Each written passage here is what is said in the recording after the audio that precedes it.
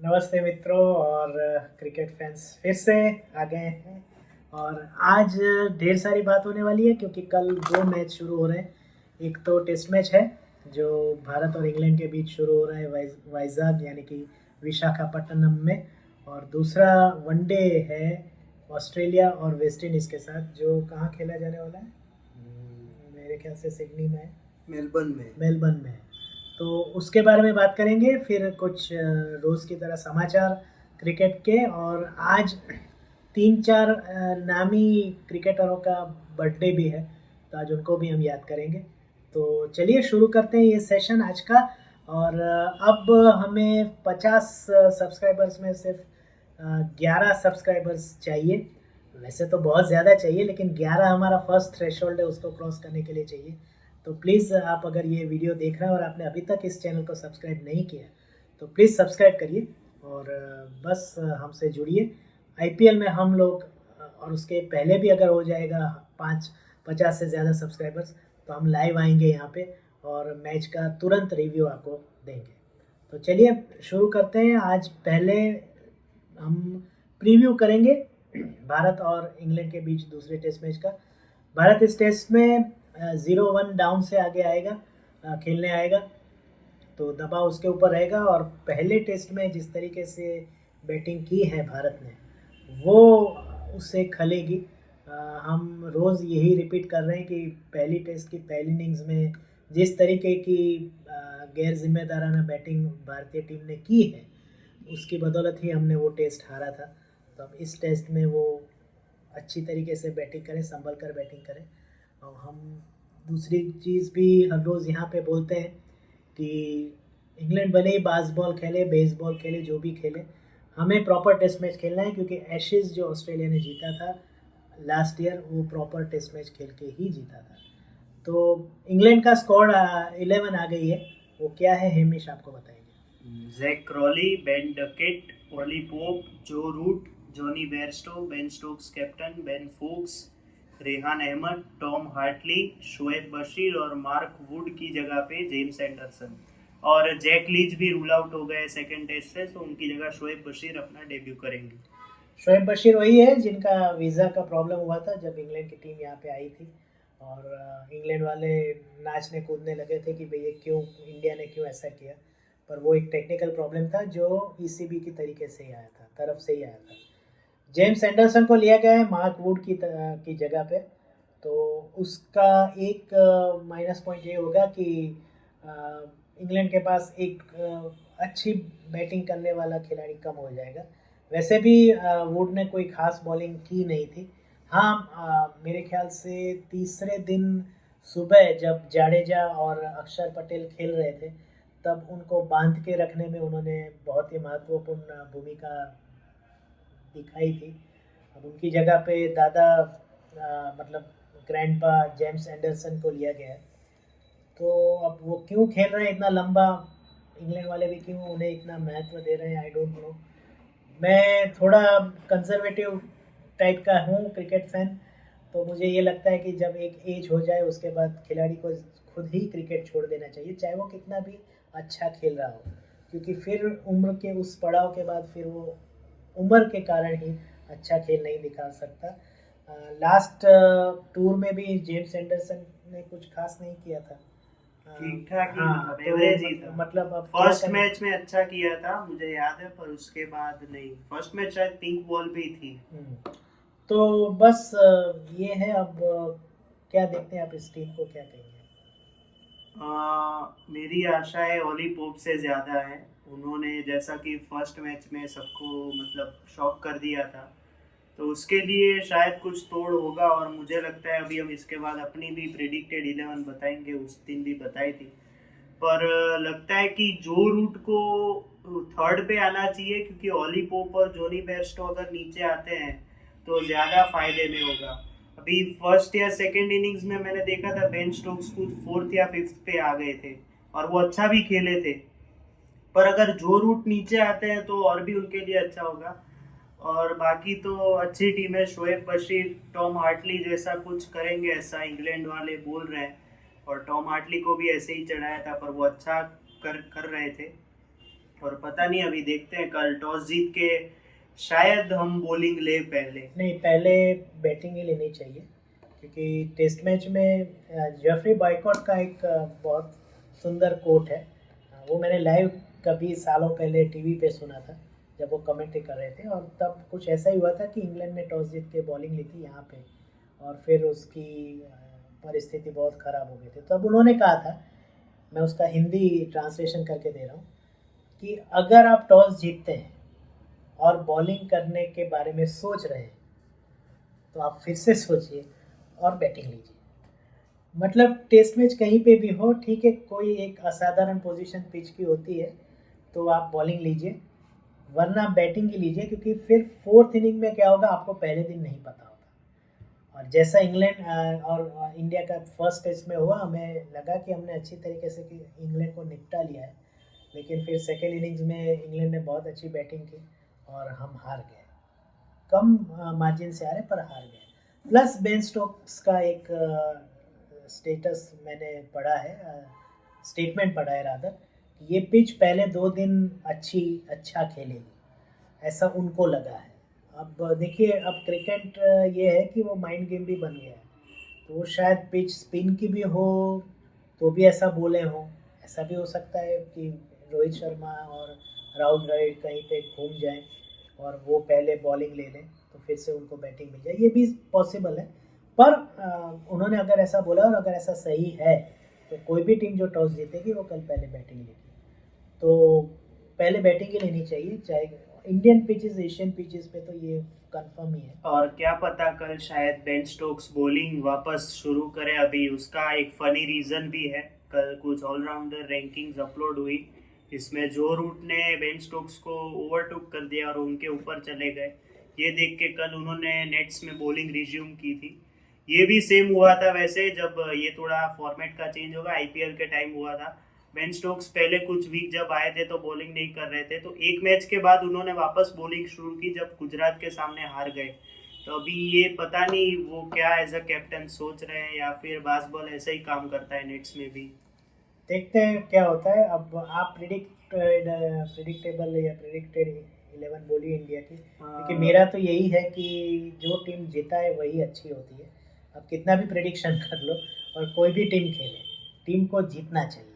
बताइए। रोहित शर्मा और जायसवाल ओपन, शुभमन गिल को एक और चांस मिलेगा शायद। फिर फोर्थ पे या तो रजत पाटीदार या फिर सरफराज खान। सरफराज मेरे ख्याल से आगे हैं रजत पाटीदार से, क्योंकि उनको रजत पाटीदार ने आपने देखा हो तो इंग्लैंड लायंस के सामने 100 मारा था। वो भी है। प्लस पर ये बात है कि उनको लेने की मांग कई सालों से, पिछले 3 साल से तो हो ही रही है, तो अब फिर उनको मौका दे ही दिया जाएगा। और आज उन्होंने कहा भी है कि जब तक मैं एक इनिंग में 200 से 300 गेंद नहीं खेलता हूँ, तब तक मुझे संतोष नहीं होता है। मतलब 300 गेंद मतलब 50 ओवर आप गेंद, मतलब उन्होंने ऐसा भी बोला है कि मैं क्रिकेट में सबसे ज्यादा admire Virat Kohli, Viv Richards को करता हूँ। तो ये एक स्टेटमेंट ही वही कहता है कि वो जितने बॉल की बात कर रहे हैं, हाँ, विव रिचर्ड्स तो मतलब 300 गेंदें मतलब 50 ओवर वो खुद खेलना चाहते हैं। अब रणजी ट्रॉफी और टेस्ट मैच का लेवल अलग होता है, मतलब प्रॉपर टेस्ट प्लेयर वाली बात, प्रॉपर टेस्ट प्लेयर की बात है जो हमें चाहिए। तो मुझे लगता है वो आएंगे। फिर फिफ्थ पे श्रेयस अय्यर, सिक्स्थ पे केएस भरत, सेवंथ पे अक्षर Patel, eighth pay Ashwin, ninth पे शायद वॉशिंगटन सुंदर को अगर खिलाए तो ठीक है। वॉशिंगटन सुंदर को पहले लाएंगे अक्षर के बाद। फिर 10th पे बुमराह, और अगर ये भी 4 स्पिनर्स के साथ खेल रहे तो 11th पे कुलदीप यादव। कुलदीप यादव को लेना ही चाहिए, क्योंकि अब वो हमारा ट्रम्प कार्ड बनेंगे ये बाकी की सीरीज में, चाहे जडेजा वापस आए या ना आए। कुलदीप के ऊपर इन्हें पता है, मैं पहले से उनका बहुत बड़ा फैन हूँ।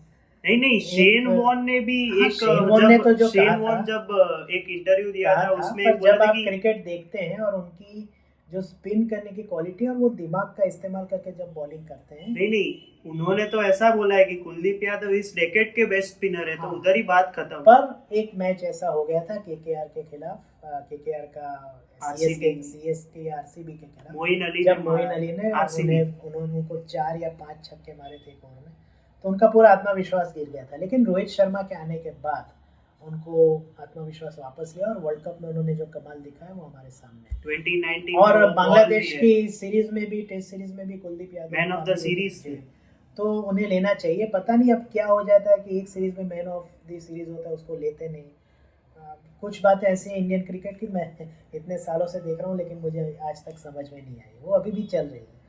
तो ये है। अब प्रिडिक्शन क्या है, आप क्या सोचते हैं कल के मैच में क्या हो सकता है? इस बार तो आई होप कि 3 दिन का टेस्ट मैच ना हो, और जैसे कि वो भी बोला 4 दिन चला था। हाँ 4 दिन, मतलब 5 डे टेस्ट मैच हमको देखने को मिले, और वो भी बेसबॉल स्टाइल में तो नहीं देखना है। पर वो तो ऐसे ही खेलेंगे इंग्लैंड वाले। टॉस जीत के हमें बैटिंग लेनी चाहिए जैसे कि आपने कहा। तो मैं जायसवाल से वापस, मतलब वैसे देख रहा हूँ कि जायसवाल अच्छा खेलेंगे। वो बेसबॉल खेल रहे थे, वो अलग बात है। जायसवाल और केएस भरत शायद अच्छा खेले कल। तो केएस भरत की बारी ना आए कल, हमें मतलब दूसरे दिन के end में हाँ, तो मतलब ये है, मुझे ऐसा, मेरा ऐसा मानना है कि प्रॉपर टेस्ट मैच अगर इंडिया खेलेगा तो वो अच्छी पोजीशन में होगा तीसरे दिन के बाद। तो लेट अस होप कि एक प्रॉपर और टेस्ट मैच खेले। इंडिया इंग्लैंड के रिलेटेड बात है, विराट कोहली की है कि क्रिकबज़ ने एक रिपोर्ट दी है कि as for Kohli there has been silence all around with the BCCI itself requesting privacy. Cricbuzz refraining the details of his absence understands that the star batsman is currently out of the country, leaving a question mark over his availability for remaining matches. अभी ये पता नहीं, मतलब उनको अचानक देश से के क्या बाहर हैं, मतलब कुछ काफ़ी बहुत सीरियस है उनके साथ हो रहा है, वरना उनके जैसा सीनियर खिलाड़ी और जिम्मेदार खिलाड़ी ऐसे नहीं कर सकता। कुछ छोटी मोटी बीमारी होती तो वो आ जाते, जैसे फिर वो राम मंदिर में के प्राण प्रतिष्ठा में भी नहीं गए थे, उन्होंने छुट्टी ली थी 1 दिन की और उनको मिली भी थी। तो मतलब वो जो लास्ट से पहले वाले मंडे से पहले कुछ ऐसा उनके परिवार में या कुछ ऐसा हुआ है कि वो कुछ अपने आप को कनेक्ट नहीं कर पा रहे हैं सबके साथ। हम आशा करते हैं कि विराट कोहली इस मुश्किल से तुरंत बाहर आ जाए और जो भी उनके साथ तकलीफ़ है वो ठीक हो जाए, ताकि वो फिर से मन लगा कर क्रिकेट खेले और हमारी टीम की सेवा में वापस आए। दूसरे मैच पे जाते हैं। कल ऑस्ट्रेलिया और वेस्ट इंडीज़ की वनडे मैच है, तो क्या सोचते हैं आप? तो पहले तो स्क्वाड की बात कर लेते हैं। वेस्ट इंडीज़ का स्क्वाड है, शाई होप कैप्टन है, अल्जारी जोसेफ वाइस कैप्टन है, एली कैथनेस जो सब जानते हैं इंडिया वेस्ट इंडीज़ के बहुत अच्छे खिलाड़ी थे उसमें। फिर कोई नया आ रहा है टेडी बिशप करके, Keacy Carty, Roston Chase, Matthew Forde, Justin Greaves, Kevem Hodge, Tevin Imlach जो भी दूसरे नए बॉलर हैं इनके लिए, गुडाकेश मोटी जो कि बहुत अच्छा खेले थे शायद टेस्ट में ही, कि लास्ट टाइम कहाँ पे मेरे को याद नहीं है, इंग्लैंड के सामने शायद अभी जो सीरीज हुई थी उसमें बहुत अच्छा किया था उन्होंने। फिर केओन ऑटली, रोमारियो शेफर्ड मैं आपको बताऊं लास्ट 2 महीने से बहुत अच्छे फॉर्म में है वो। आप अभी ऐसे T20 देखिए, उसके पहले की किसी लीग में या फिर वेस्ट इंडीज की तरफ से भी बहुत अच्छा खेले थे वो। फिर ओशेन थॉमस और हेडन वॉल्स जूनियर, ये है वेस्ट इंडीज की स्क्वाड। तो आप क्या देखते हैं इस स्क्वाड में कौन अच्छा करेगा? शाई होप का तो पता ही है वो ऑल टाइम, और मतलब उसके उनके ऊपर भरोसा किया जाए। और इस अच्छी बात यह है कि वो इस साल अपना आईपीएल डेब्यू भी करेंगे डीसी की तरफ से। वो उनको एक मैच तो खिलाना ही चाहिए, भले नहीं वो खेलेंगे, 2 या 3 खेलेंगे, अच्छा खेलेंगे। पर ऑस्ट्रेलिया की साइड क्या है फिर हम बात? फिर स्टीव स्मिथ कैप्टन है, शॉन एबर्ट, जेवियर बार्टलेट जो कि ब्रिस्बेन हीट्स के अच्छे प्लेयर है, बॉलर है अच्छे। फिर जेक फ्रेजर, मैकगर्क, इसके ऊपर रिकी पॉन्टिंग का एक बयान था, मैं आपको बताऊंगा, मैं बिग बैश को भी फॉलो करता हूँ, कि उन्होंने ऐसा बोला था कि अगर आप आगे जाके कोई टेस्ट मैच खेल रहे हैं तो आप जेक फ्रेजर मैकगर को अपनी 11 में लीजिएगा ही। और ये मतलब एक एग्रेसिव बॉलर है, बैटर है, मेलबर्न रेनेगेट्स की तरफ से खेलते हैं, एग्रेसिव प्लेयर है और डिफेंसिव भी बहुत अच्छी खेल लेते हैं वो। पर ज़्यादा वो इतने अच्छे प्लेयर हैं कि उन्होंने अभी कुछ फास्टेस्ट 50 भी मारी थी बिग बैश में, तो उनके ऊपर आप वॉच आउट जरूर रखिएगा। फिर कैमरन ग्रीन है, एरन हार्डी है, ट्रेविस हेड है, जॉश इंग्लिश है विकेट कीपर, मार्नस लबुशेन है, लेंस मॉरिस है जो कि पर्थ के बॉलर है, लेफ्ट आर्म फास्ट बॉलर है। फिर मैथ्यू शॉट है, आपने आईपीएल में उनको देखा ही होगा। फिर विल सुदरलैंड है जो मेलबर्न रेनेगेट्स के कैप्टन थे इस साल, और एडम जाम्पा है। तो मिक्सचर है पुराने नए का। वेस्ट इंडीज़ की टीम भी वैसे इतनी स्ट्रांग नहीं है, पर अगर ऐसी टीम फील्ड कर रहे हैं ऑस्ट्रेलिया वाले तो कांटे का मुकाबला होने की संभावनाएं बढ़ जाती हैं। तो लेट अस होप कि क्या होता है। देखते हैं, मेलबर्न में है, ग्राउंड बड़ा है, पिच भी उछाल वाली थोड़ी होगी, वनडे के लिए वैसे थोड़ी उछाल वाली पिच अच्छी होती है। एक ही बात है कि अब वनडे में किसको कितना इंटरेस्ट रहा है। जब वर्ल्ड कप होता है तब सब रैली अराउंड करते रहते हैं, पर बाद में ये जो बायलैटरल सीरीज़ होती है उनमें इंटरेस्ट कम ही होता है। पर ऑस्ट्रेलिया है, अब देखते हैं, कल देखेंगे। हमारे समय अनुसार सुबह 9 बजे ही शुरू होगा, 9:30 बजे, तो थोड़ा देख लेंगे क्या माहौल है। तो मैच सोनी लिव पे आएगा, नहीं हॉटस्टार पे आएगा, तो स्टार का नेटवर्क आपको दिखाएगा। और जैसा हम जानते हैं टेस्ट मैच तो हमारा जियो पे आएगा। तो कल ये 2 मैच है। अब और समाचार में कुछ नहीं, इतना ही है। तो फिर आज बर्थडे बॉयज कौन है उनको ज़रा याद कर लेते हैं। सबसे पहला है 1981 में आज ही के दिन जन्मे, मतलब 1 फरवरी को, ग्रेहम स्मिथ, जो कि साउथ अफ्रीका के फॉर्मर कप्तान है। और उन्हें कप्तान उस समय पे बनाया गया था जब 2003 में साउथ अफ्रीका अपने ही घर में वर्ल्ड कप होस्ट करते हुए बुरी तरीके से हार गया था। तो फिर क्राइसिस आ गया था, शॉन पॉलॉक ने भी शायद रिटायरमेंट ले लिया था, और उन्हें मतलब 22 साल की उम्र में तब कप्तान बनाया गया था। और मुझे बिल्कुल याद है कि उसके बाद जो पहली इंग्लैंड की टेस्ट सीरीज़ हुई थी तो तब इन्होंने रनों का अंबार खड़ा कर दिया था, और एकदम आप बहुत लंबे, और मतलब एक ऐसी पर्सनालिटी इंटिमिडेटिंग थी ग्राहम स्मिथ की कि हर कोई उनसे मतलब डर जाए जब बॉलिंग करते हैं तो। पर वो कप्तान भी अच्छा बने और इंग्लैंड में हराया। फिर जब आईपीएल शुरू हुआ तो वो राजस्थान रॉयल्स की तरफ से खेले, स्वप्निल आसनोडकर के साथ उन्होंने ओपनिंग भी की, और राजस्थान रॉयल उस साल चैंपियन भी हुआ। तो ग्रेहम स्मिथ को हैप्पी बर्थडे। फिर आते हैं अजय जाडेजा।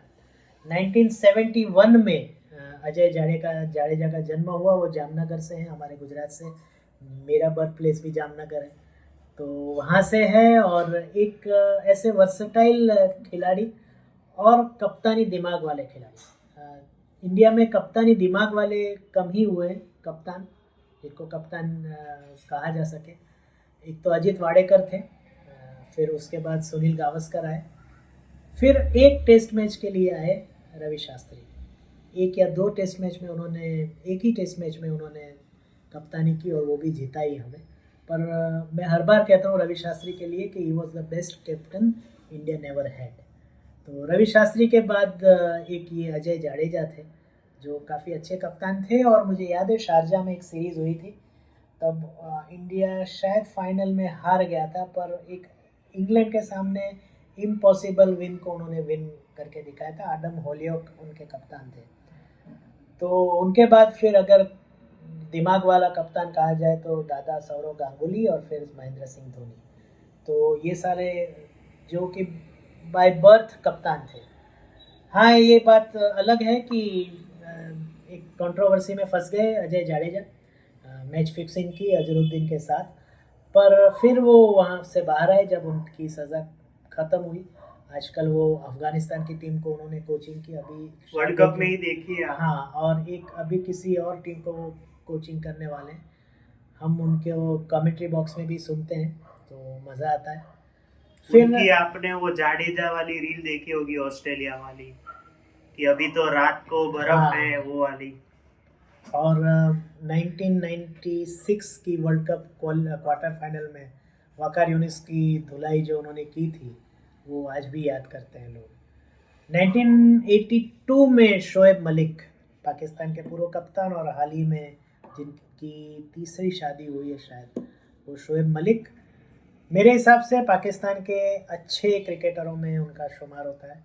वो बॉलिंग, बैटिंग, फील्डिंग काफ़ी अच्छे और कप्तान भी अच्छे रहे हैं। हाँ, पर जैसे पाकिस्तानी क्रिकेट में होता है कि जो अच्छा खेलता है वो ज़्यादा नहीं खेलता, तो शोएब मलिक के साथ भी ऐसा ही हुआ है। तो कुछ ज़्यादा वो नहीं कर पाए। मतलब अच्छा रहा क्रिकेट उनका कैरियर, पर लंबा रहा। पर आज भी वो चाहते हैं कि वो पाकिस्तान की तरफ से खेले, पर अब वो सिर्फ लीग्स में खेलते हैं। तो शाहिद भाई नहीं खेल पा रहे, आप कैसे खेलोगे? हाँ, वो तो 18 साल के ही है। फिर 1987 में मोजेस हेनरिकेज, जो ऑस्ट्रेलियाई ऑलराउंडर है, और अभी बिग बैश में उन्होंने सिडनी सिक्सर्स को फाइनल तक पहुंचाया है। पर मुझे ऐसा लगता है कि उन्होंने अपने टैलेंट के साथ उतना न्याय नहीं किया। उन्होंने वो यहाँ पे एसआरएच की तरफ से जी, खेलते थे, और आपको एक याद आध हो। दो मैच में उन्होंने अच्छी तरीके से जिताया भी था।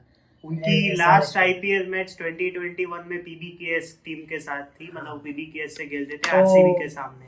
तो एक ऐसे टैलेंटेड खिलाड़ी जिन्होंने खुद अपनी टैलेंट को ज़्यादा महत्व नहीं दिया शायद। और last but not the least, Franklin Rose. मेरी उम्र के नौजवान जो होंगे उनको पता होगा फ्रैंकलिन रोज क्या चीज़ थे। हाँ ठीक है, उनका करियर कुछ ज़्यादा नहीं चला, पर एक टेस्ट मैच मुझे याद है जब भारत को 120-130 रन करने थे और इसी फ्रैंकलिन रोज ने 5 या 6 विकेट लेकर इंडिया को हरा दिया, और इंडिया ने शायद 100 रन भी पूरे नहीं किए थे। तो उनके लिए याद किया जाता है। और सबीना पार्क में, हाँ, 1996 में मैं अभी ये डेटा देख रहा हूँ।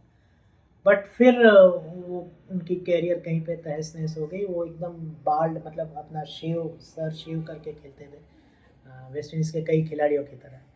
तो इन सभी को हैप्पी बर्थडे हमारी अच्छा, तरफ से। एक न्यूज रह गई कवर करनी शमार जोसेफ के रिलेटेड। हाँ, तो वो एक बड़ी न्यूज है, आप जरूर सुनिएगा। उनके शायद मैनेजर ने ये चीज बोली है कि 3 IPL franchises have approached me requesting contact details to reach out to Shamar's agent.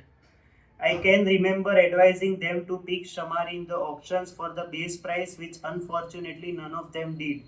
Will surely advise Shamar which franchisee to choose.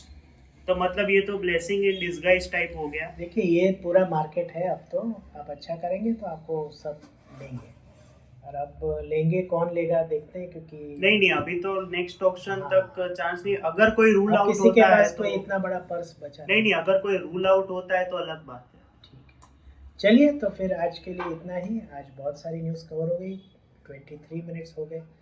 तो आशा है आपने अभी तक ये वीडियो देखा होगा। बस कल फिर से मिलेंगे, पहले दिन का रिव्यू और वेस्ट इंडीज़ की मैच का भी रिव्यू। तो कल फिर से मिलते हैं, तब तक इस चैनल को सब्सक्राइब कर दीजिए। और आप सबको हम बाप बेटे की तरफ से शुभ रात्रि और बाय बाय।